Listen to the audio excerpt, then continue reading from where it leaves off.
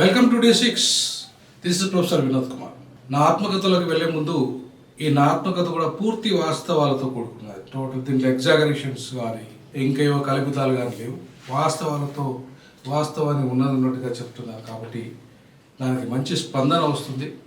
So కాబట్టి మీరు దీన్ని లైక్ చేయండి, షేర్ చేయండి, కామెంట్ కూడా చేయండి. అసలు నేను చెప్తున్న దాంట్లో వాస్తవం ఎంత ఉన్నదనే అంశాలు. ఇక వీడియోలోకి వస్తే ఇవాళ ఎపిసోడ్ నెంబర్ 5లో ఇవాళ నేను నా ఆత్మకథలో మా అవ్వ గాలి అక్కమ్మగా ఇక్కడ ఉంది చూడండి. గాలి అక్కమ్మగా చదువుతోనే మన బతుకులు మారుతాయనేది.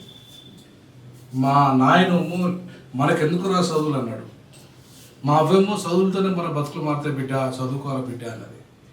సో ఈ రెండు డైలాగులు అంటే ఈ రెండు మాటలు నేను ఆ ఎపిసోడ్లో నంబర్ 4 ఎపిసోడ్లో క్లియర్గా చెప్పిన మన ఆయన ఎందుకు వద్దన్నాడు. మనవాదం అనే ఒక మాయలో ఆ మనవాదం అనే ఆలోచన విధానం ఆయన ఎట్లా చదువుకు దూరం చేసింది. మరి ఎందుకు ఆ మనవాద చట్టం నుండి బయటపడి ఇవాళ క్రైస్తవ మతం అనే ఒక మనవాద వ్యతిరేక సమానత్వ సిద్ధాంతాన్ని నమ్మిన వ్యక్తిగా మా తల్లి చర్చికి పోయి ఇవాళ అందరితో పాటు మాకెందుకు చదువుకునే హక్కు లేదు ఈ దేశంలో, మేము ఎందుకు చదవకూడదు, మా పిల్లలు ఎందుకు చదవకూడదు, పాస్టర్ పిల్లలు చదువుకుంటూ మంచి ఉన్నతమైన స్థితికి ఎదిగినప్పుడు నా పిల్లలు పేదోళ్ళు అయితే మాత్రం హాస్టల్ లేవు, గవర్నమెంట్ హాస్టల్ ఉన్నాయి కదా, అని లేస్తే చదువుకుంటారు కదా. సో నా పిల్లలు చదువుకోవాలి అనే తపనతో యాక్చువల్గా ఆమె ఎంతో ప్రేమతో పెట్టుకునే యేసుపాదం అనే పేరును సైతం రిజర్వేషన్ల కోసం చదువు కోసం వినోద్ కుమార్ అనే పేరును ఒక డాక్టర్ సంజీవ్ అన్న ఆయన చాలా గొప్ప వాడు. ఆ రోజుల్లోనే మా మాదే కుటుంబాలలో మా వాడలలో డాక్టర్ ఎంబీబీఎస్ డాక్టర్ చదివాడు. సో అట్లాంటి ఒక అన్న నా పేరును వినోద్ కుమార్ పెట్టాలమ్మా, ఎందుకంటే యేసుపదం అంటే రిజర్వేషన్లు వర్తించాయి, యేసుపదం అంటే మళ్ళీ వాడికి స్కాలర్షిప్ రాదు, హాస్టల్ ఇవ్వరు, ఎందుకంటే క్రిస్టియన్ కాబట్టి వాడు చర్చికి పోతాడు కాబట్టి చర్చికి పోయేటోళ్ళకు రిజర్వేషన్ వర్తించాయి. మా అవ్వకు పాపం కులం మారితే మతం మారదనే విషయం తెలియదు. పాపం యేసుక్రీస్తు మా బతుకులు మారుస్తున్నాడు. మేము ఇవాళ మా మాదిగలు కానీ మాలలు కానీ దళిత జాతి అంతా కూడా చర్చికి పోయి అంత చదువుకొని మా కుటుంబాన్ని క్రమశిక్షణతో బాగు చేసుకొని మేము బతుకులు మార్చుకుంటున్నాము. మాకు ఇదే హైందవ దేవాలయాలకి మమ్మల్ని రాణిస్తలేరు, మమ్మల్ని చదువుకొనిస్తలేరు. మిషనరీలు వచ్చిన తర్వాతనే మాకు చదువు వచ్చింది. హన్మకొండలో క్రైస్తవ బ్యాప్టిస్ట్ మిషనరీ వచ్చిన తర్వాతనే దళితులకు అక్కడ చదువు అనేది వాళ్ళకి ఎంట్రీ దొరికింది. ఒకవైపు ప్రభుత్వ స్కూళ్ళలో కూడా ఉంది, కానీ నాణ్యమైన విద్య, ఎలాంటి వివక్షత లేని విద్య. అక్కడ గవర్నమెంట్ స్కూళ్ళల్లో మా రోజుల్లో హాస్టల్స్ ఉన్నాయి, కానీ ఆ హాస్టల్స్లో నాణ్యమైన చదువు లేదు, తిండి లేదు, నాణ్యమైన తిండి లేదు, ఏది లేదు. బట్ అయినా కూడా హాస్టల్లో మేము చదువుకున్నాం. సో మిషనరీ స్కూల్స్లో ఆ రోజుల్లో సీట్ దొరకాలంటే చాలా గగనం. సో ఆ పరిస్థితులలో మిషనరీస్లో మేము వెళ్ళకపోయినా సరే చాలామంది మా పాస్టర్ పిల్లలు వాళ్ళంతా మిషనరీ స్కూళ్ళలో చదివి అంతో ఇంతో ఫీజులు ఉంటాయి అందులో. సో అవి కట్టే స్థితి మాకు లేదు కాబట్టి మేము ప్రభుత్వ స్కూల్లో చదివించింది మా అవ్వ. గవర్నమెంట్ హాస్టల్ పుప్పాలగుట్టలో గవర్నమెంట్ హాస్టల్లో వేసింది. అలాగే శివనగర్లో, హన్మకొండలో ఇట్లా ఎక్కడ వీలైతే అక్కడ ఆమె మమ్మల్ని తిరిగి పాపం వర్షంలో, విపరీతమైన వర్షంలో మొత్తం కాలినడకనే అప్పుడంతా మాదంతా ఏంటంటే కనీసం బస్సు ఎక్కే పైసలు కూడా లేవు. మా అవ్వ వర్షం పడుతుంటే మేము చిన్న పిల్లలం, మేము హాస్టల్లో వేయడానికి ఆ వర్షంలో మమ్మల్ని తీసుకుపోయి అయ్యా బాంచండి కాలు మొక్తా అని ఆర్డర్తో బతులాడి చేసి ఆమె పడ్డ బాధ వర్ణనాతీతం. ఆ రోజు ఆమె ఆ హాస్టల్లో మమ్మల్ని వేసింది కాబట్టి ఇవాళ అక్కడ చదువుకొని హాస్టల్లో తిండి తిని ప్రభుత్వ స్కూల్లో చదువుకొని ఈ స్థాయికి నేను ఎదగలిగానంటే ప్రభుత్వం ఇచ్చిన హాస్టల్స్, ఆ చర్చిలో ఆమె ఏదైతే నేర్చుకున్నదో చదువుకోవాలనే నా పిల్లలు కూడా చదవాలనే ఒక తపన. నా పిల్లలు ఆ పాస్టరు బెంజమిన్ పాస్టర్ అని మా ఊర్లో మామూలు మా గ్రామం అంతకుముందు వీడియోలో చెప్పాను నేను. బెంజమిన్ పాస్టర్ ఆయన చదువు విషయం చాలా నొక్కి వక్కానించేవాడు. మొత్తం మన పిల్లల్ని చదివించండి, తాగడుకు దూరంగా ఉండండి, బైబిల్ తాగద్దని చెప్పింది, యేసుక్రీస్తు తాగద్దని చెప్పాడు. మనం ఆయన మార్గదర్శకంగా ఉండాలంటే మన జీవితాలు మార్చుకోవాలి, మనం తాగుడుకు దూరంగా ఉండాలి, మనం బానిసత్వ బతకద్దు, మనం అందరితో సమానంగా బతకాలి, చదువుకోవాలి, అందరితో సమానంగా ఉన్నత ఉద్యోగాలు చేయాలి అని చెప్పి సమానత్వ సిద్ధాంతాన్ని బైబిల్ ద్వారా బోధించేవారు. సో ఆ క్రమంలో మార్పు అనేది అక్కడికి వెళ్ళి ఒక ఆకాంక్ష మొదలై, చదువుకోవాలనే ఆకాంక్ష మొదలై, ఆ కుటుంబాల నుండి ఇవాళ పేదలైనా మధ్యతరగతి వాళ్ళైనా కొంత డబ్బులు ఉన్న వాళ్ళైనా మాయా దళితులలో కూడా వాళ్ళ స్తోమతను బట్టి వాళ్ళు కొంతమంది ప్రైవేట్ స్కూల్లో చదువుకున్నారు, కొంతమంది మిషనరీ స్కూల్లో చదువుకున్నారు, మాలాంటి వాళ్ళు హాస్టల్లో చదువుకున్నారు, గవర్నమెంట్ హాస్టల్లో. కాబట్టి గవర్నమెంట్ హాస్టల్లో చదువుకోవాలి, కనీసం అక్కడైనా ఒక 4 ముక్కలు నా కొడుకు నేర్చుకుని ఉద్యోగం చేస్తే మా బతుకులు మారుతాయి. మేము ఈ కూలీనాలు చేసుకుని రూపాయి పాల నుండి 10 రూపాయల కూలి వరకు చేసుకున్నది మా అవ్వ. నాకు ఉద్యోగం వచ్చేదాకా ఫస్ట్ లైబ్రరీని గ్రేడ్ తాడు ఉద్యోగం 22 సంవత్సరాల వయసులోనే నాకు కేవలం ఇంటర్మీడియట్ అండ్ సిఎల్ఐసి అనే కోర్సు 6 నెలల సర్టిఫికేట్ కోర్సుతో నాకు 93 మార్చి 31 రోజున నేను ఉద్యోగంలో జాయిన్ అయ్యాను. సో మా అమ్మ కోరిక నెరవేరింది ఆ రోజు. మా ఇంట్లో ఒక ఉద్యోగం రావడం అనేది అసలు కళ, ఒక ఊహించలేని, మా జీవితంలో ఒక ఊహించలేని, అసలు ఊహకు అందని విషయం అది. ప్రభుత్వ ఉద్యోగము మాకు వస్తుందా అంటే మేము ఎంత బెదరికంలో ఉన్నాం. గుడిసె గతులేని వాళ్ళు, పందుల కొట్ల కాడ పందుల దాంట్లో పనిచేసిన వాడిని నేను. ఇది పందుల తొట్లో, అది పందుల ఏమంటారు దాన్ని, పందులను కాసే వాడిగా కొంతకాలం పనిచేశాను. ఆ హోటల్లో పనిచేసిన, గొడ్ల కాడ పనిచేసిన, ఈవెన్ హాస్టల్లో వండుకుంటూ కూడా రాత్రిపూట నేను అన్నీ అది ఈ రైస్ మిల్లులో పనికి పోయేది, పత్తి మిల్లులో పనికి పోయేది, పొద్దున్న దాకా మళ్ళీ స్కూల్కి పోయేది, రాత్రి అంతా పనిచేసేది, పొద్దున్న దాకా స్కూల్కి పోయేది, మధ్యాహ్నం స్కూల్ అయిపోయిన తర్వాత పడుకునేది, మళ్ళీ సాయంత్రం మళ్ళీ పోయేది. సో ఆ రకంగా మేము ఇంటికి, మా ఇంట్లో అంతా 2 అక్కలు, వాళ్ళ పెళ్ళిళ్ళు నేనే చేశాను, చెల్లె పెళ్ళి, తమ్ముడి పెళ్ళి అంతా మేమంతా కూడా ఇంటికి పెద్దవానిగా వాళ్ళందరినీ పెళ్ళిళ్ళు చేసుకుంటూ, దాంట్లో మా 2వ అక్క కూడా చాలా కష్టపడ్డది, విజక్క. సో ఆమె కూడా ఈ కష్టాల్లో చాలా కీలకంగా మేము ఆ రోజుల్లో పనిచేసింది. సో మిగతా వాళ్ళు కూడా వాళ్ళ స్థాయిలో పనిచేశారు, చెల్లె కానీ, తమ్ముడు కానీ, పెద్దక్క కానీ. సో పెద్దక్క ముందే మేము పెళ్ళి చేయడం జరిగింది. సో దాని మీద కూడా ఒక ఎపిసోడ్ చేస్తాను నేను, ఎందుకంటే పెళ్ళిళ్ళ విషయాలు ఎట్లా జరిగినాయి, వీళ్ళ పెళ్ళిళ్ళు ఏంటంటే ఎంత కష్టపడ్డారు. చివరికి మా నాయన చచ్చిపోతే సమాధి చేయడానికి, దినాలు చేయడానికి రూపాయి లేదు, సమాధి చేయడానికి రూపాయి లేదు.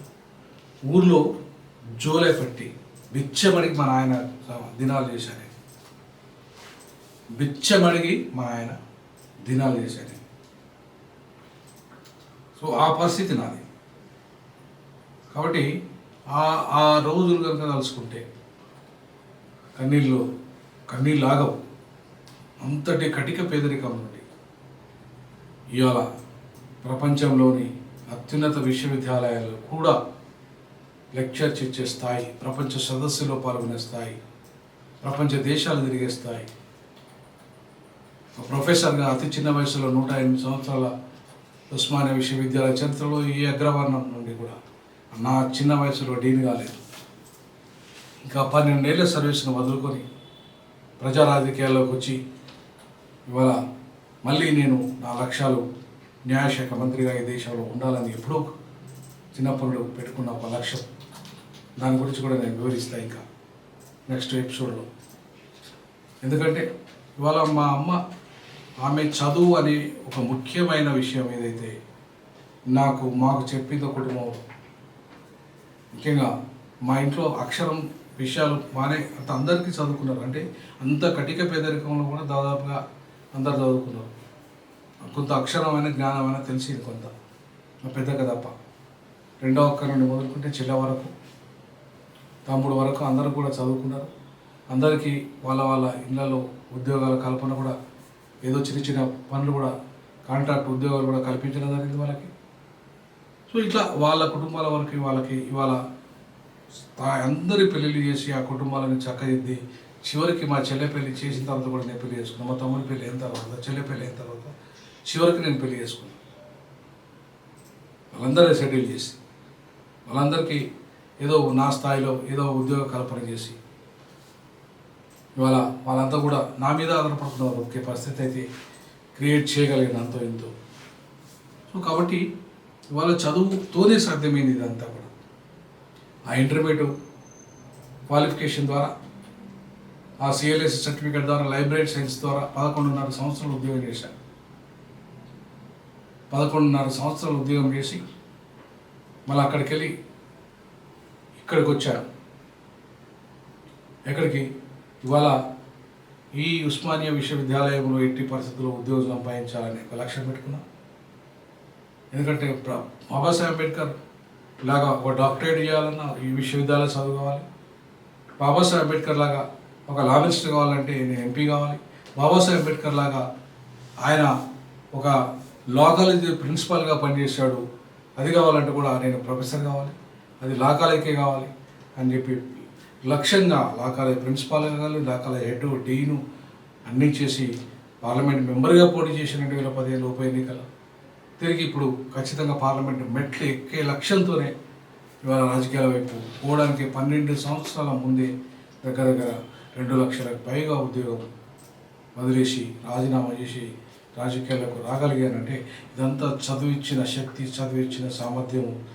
Education is the weapon to emancipate individuals and also emancipation of the society అని ఏదైతే అంబేద్కర్ చెప్పాడో. సో నా వ్యక్తిగత జీవితాన్ని చదువు ద్వారా మార్చుకోగలిగాను, నా కుటుంబాన్ని మార్చగలిగాను, ఇప్పుడు సమాజాన్ని మార్చే స్థితికి ఎదగలిగాను, ప్రపంచాన్ని తిరగగలిగాను. ఇవన్నీ కేవలం నా అంధకారం నుండి జ్ఞానం వైపు వెళ్ళిన చదువు వల్లనే సాధ్యమైంది. చదువు ఒక్కటే మన జీవితాలను, దళిత జీవితాలను మారుస్తుంది. మా అవ్వ చెప్పింది కరెక్టే, చదువుతోనే మన బతుకులు మారుతాయి బిడ్డ అని చెప్పి మా అవ్వ చెప్పింది. మా అయ్యమ్మ చదువు వద్దురా, చదువు అవసరమే లేదురా అని మా అయ్య చెప్తే మా అవ్వ మాత్రం ఖచ్చితంగా చదువుతోనే మన బతుకులు మారుతాయి బిడ్డ, మనం చదవాలి, ఇలా చదువుకుంటే మనము మన పాస్టర్ అయ్యే పిల్లలాగా ఉన్నతమైన ఉద్యోగాలకు పోతారు బిడ్డ, నా మాట ఏనంటారా అని చెప్పి ఆమె ఎంతో కష్టపడి ఇవాళ మేము ఈ స్థితికి రావడానికి ఆమె కుటుంబంలో అందరూ కూడా ఒకరికొకరు సహకరించుకున్న కారణంగానే ఇవాళ ఈ స్థితికి ఎదగలిగాం.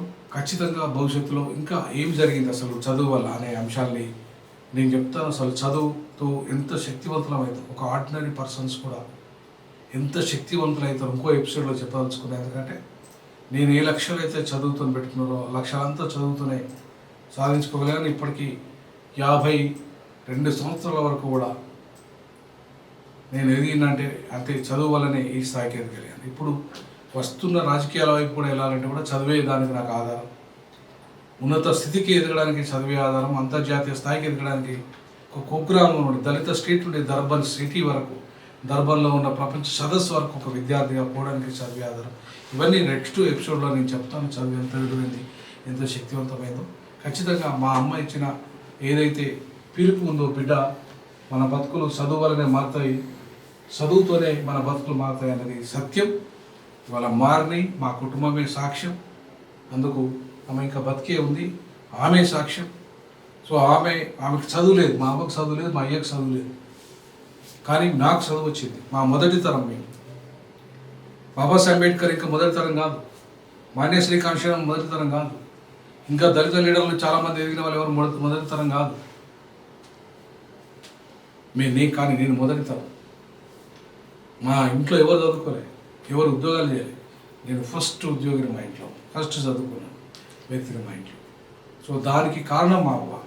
చదువుకో బిడ్డ అని చెప్పింది మా అవ్వ. కాబట్టి ఖచ్చితంగా మీ అందరికీ అంటే D6 తరఫున, టీజాక్ తరఫున, మా కుటుంబం తరఫున మా అవ్వకు ఈ సందర్భంగా కృతజ్ఞతలు, ధన్యవాదాలు. అవ్వ, ఖచ్చితంగా నువ్వు చెప్పిన మార్గంలో ఈ స్థాయికి ఎదిగాను. ఖచ్చితంగా రానున్న రోజుల్లో ఇంకా కీలకమైన ఏ లక్ష్యమైతే నాకుందో, ముఖ్యంగా కేంద్ర న్యాయశాఖ మంత్రి కావాలనే లక్ష్యం ఉందో, ఇంకా అంతకన్నా ఉన్నతమైన పదవులు అలంకరించే లక్ష్యాలు అయితే ఉన్నాయో ముందు అవి కూడా నెరవేర్చుకునే దిశగా నేను పయనిస్తాను. చదువు అనేది ఖచ్చితంగా మన జీవితాలను మార్చగలదు. పేదరికం చదువుకు అడ్డం కాదు అనే విషయాలను మీరు తెలుసుకోండి. ఈ విషయం పట్ల కామెంట్స్ తెలియజేయండి అని చెప్పేసి తెలియజేస్తా ఉన్నాను. చదువు ఒక్కటే జీవితానికి మలుపు, పేదలకు మలుపు అనే విషయాన్ని మరొకసారి మీకు నొక్కి వక్కేస్తాను. జై భీమ్, జై పులి, జై పెరియార్.